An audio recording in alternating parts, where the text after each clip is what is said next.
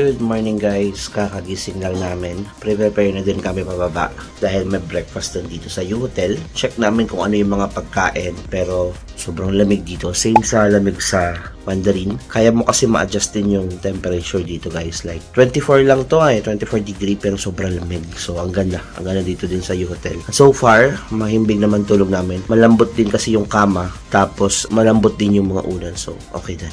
So, medyo magulo lang talaga mga gamit namin. Pero, ito yung morning view namin dito sa hotel. Kita nyo, lamig na lamig. Hindi maano sobrang lamig kasi talaga.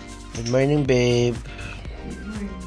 Ganda pala namin tana, babe, no? Yung area na yan. Kailangan mo lang talaga i-appreciate yung mga small things na hindi nakikita masyado. Pero tinaman, yung min-maximize natin yung pag-open dyan. Na-appreciate mo yung room, no? So, ganyan siya kaganda sa umaga, guys. Kailangan mo lang i-open talaga yung drapes. So, bababa na kami. Ready na din si baby. Morning, guys. So, tingnan natin kung ano yung pagkain sa baba mamaya. So, excited na din kami. So, ito yung hallway for breakfast. So, room 515 kami. Tapos may elevator lang dito sa side. Tapos kung dediretsuhin mo yan, meron ng view pa pool. So, makikita mo yung buong pool. Ayan. Ganito yung view niya, guys. Habang nagbe-breakfast ka, dito yung dining area natin. Buffet breakfast din dito. Salud. Good morning, babe. Good morning. So, nag-order siya ng latte dito. So, hindi to part ng breakfast. Pero ito yung breakfast namin. Ayan. Tapos nagpaluto din kami ng egg. Ayan. Ito naman yung socket. So, may salad din ako sa side. Teka lang. Tapos ito yung view namin dito. So, nasa pool kami kumakain kasi ngayon. Dito yung buffet niya. Diyan yung buffet.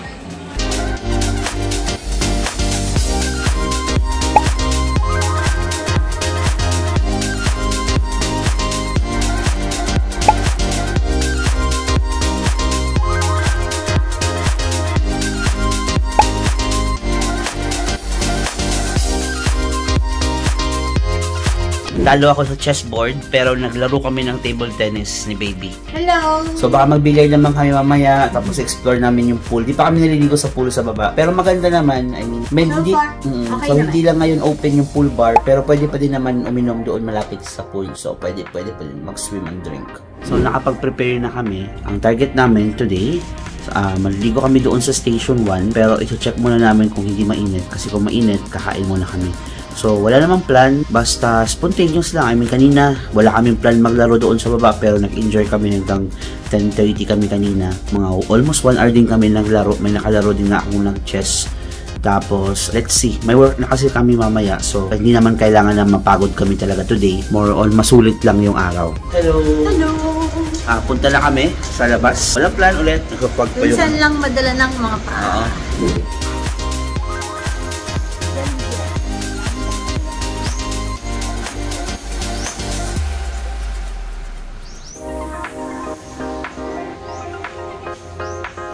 So, nasa station 1 na kami pero dito kami dumaan sa may main road. Sobrang init sa beach. Ang aming goal today is makahanap ng kainan na may aircon. So, kanina na picture at nag-video naman ako dun sa Boracay sa may Timor. Pero, nakarating kami hanggang dito. Sobrang init talaga. Kung may masasuggest kayo na may aircon, sabihin nyo na please.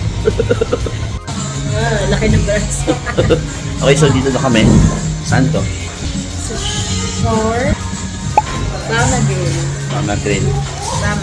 Sila yung may aircon dito. Pumunta kami ng Sunnyside Cafe. Papunta kami yung station 1 para maligo. Sobrang init pa talaga. So, hindi namin kinaya. Kailangan naman ng aircon na matutuluyan. So, andito nga sa Bamag Bar Grill. Meron aircon. So, tsaka nilakad namin mula Station X hanggang dito. So, nakakagutom na talaga. ito yung food. So,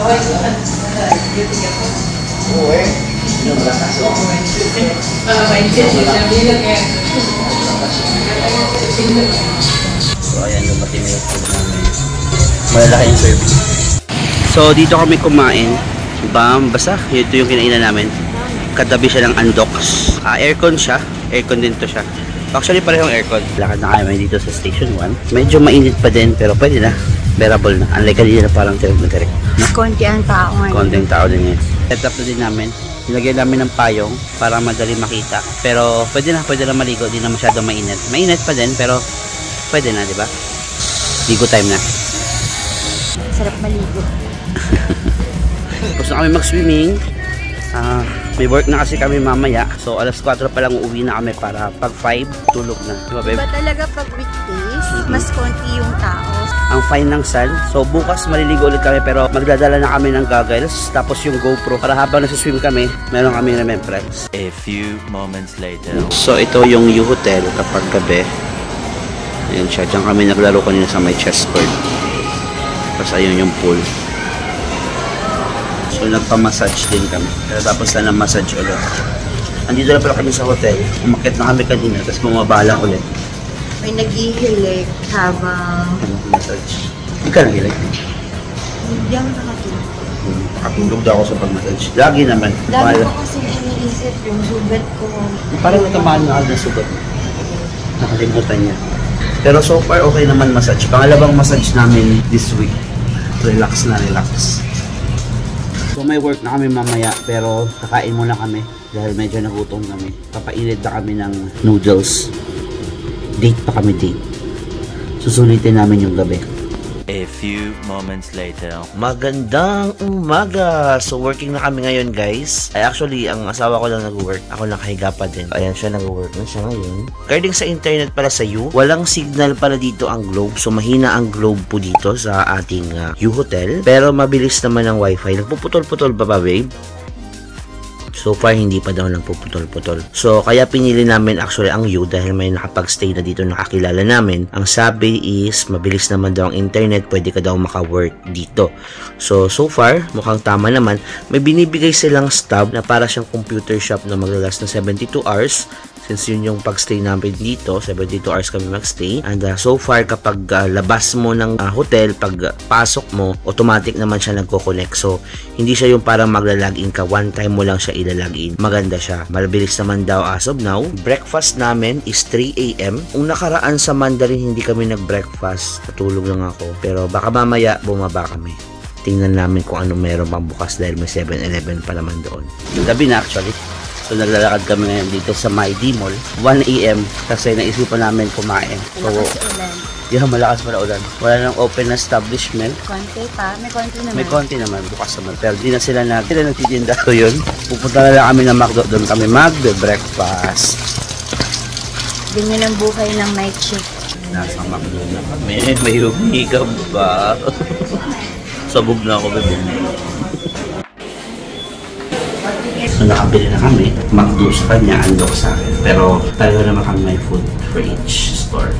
First time namin ito ginawa sa Boracay. And we are back! Magbe-breakfast na kami with our undoks and with our McDonald's. Say hi, baby! Hello! Ito yung energy na gusto ni baby. Good morning!